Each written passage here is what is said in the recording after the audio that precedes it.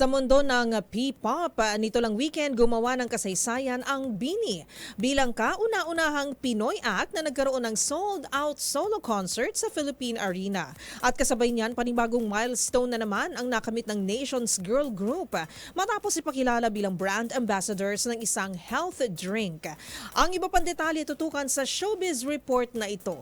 Kasabay ng kanilang sold-out Biniverse Road Tour sa Philippine Arena, ipinakilala bilang newest brand ambassadors ng isang health drink ang Bini.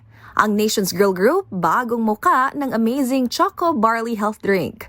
Pagmalaki naman ang pamunuan ng IM Worldwide, maging ang pamilya ng Pantropiko Hitmakers ay fans ng naturang inumi na masarap na healthy pa.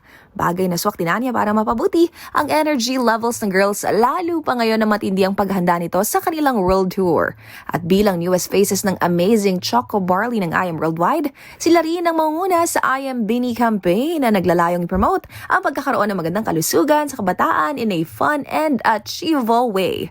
Paggunita na nito lang February 15, ginanap ang kick-off ng Biniverse sa Bulacan na dinaluhan ng 55,000 blooms. At ngayon, wala pa mang isang linggo mula nang ilabas ang music video ng kanilang new song Blink Twice, tumabo na agad ito ng halos 4 na milyong views.